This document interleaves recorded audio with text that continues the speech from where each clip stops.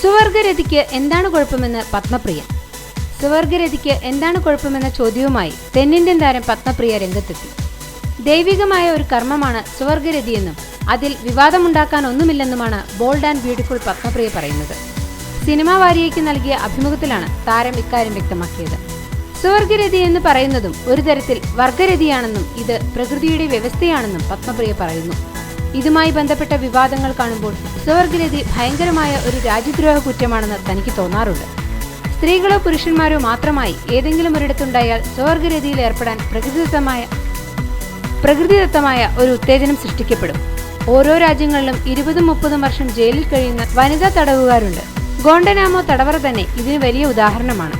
രതി സാഫല്യത്തിനായി അതിനുള്ളിൽ സഹതടവുകാരെ ആക്രമിക്കുകയും കൊല്ലുകയും ചെയ്തുകൊണ്ടിരിക്കുകയല്ലേ എന്നും നടി ചോദിക്കുന്നു. താൻ സുവർഗരതിയുടെ പക്ഷത്താണ്. ടെസ്റ്റ് ട്യൂബ് ശിശുവിനും വാടകമാതാവിനുമൊക്കെ പ്രകൃതിയുമായി എന്തു ബന്ധമാണുള്ളത്? സുവർഗരതി പ്രകൃതി വിരുദ്ധമാണെങ്കിൽ ഇതെല്ലാം പ്രകൃതി വിരുദ്ധമാണെന്ന് പറയേണ്ടി വരും. സുവർഗരതിക്കെതിരെ എതിർപ്പുണ്ടാകാൻ കാരണം നിലവിലെ സാമൂഹ്യ വ്യവസ്ഥിതിയും സാമൂഹ്യ നിയന്ത്രണവുമാണ്. പരമ്പരാഗതമായി മനുഷ്യ സമൂഹം രൂപീകരിച്ച വിവാഹമെന്ന നിലവിലെ വ്യവസ്ഥയ്ക്ക് വേണ്ടിയാണ് സുവർഗരതി എതിർക്കപ്പെടുന്നതെന്ന് താരം ആരോപിച്ചു.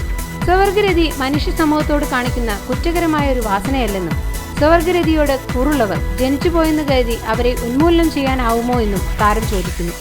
അവരും ജീവിക്കുകയും രതി ആസ്വദിക്കുകയും ചെയ്യട്ടെ എന്നാണ് നടി പറയുന്നത്. ഓരോ പ്രധാന വാർത്തയും ഇന്ത്യ ക്ലിപ്സിലൂടെ അറിയാൻ ഞങ്ങളുടെ ഫേസ്ബുക്കിലും ട്വിറ്ററിലും അംഗമാകും.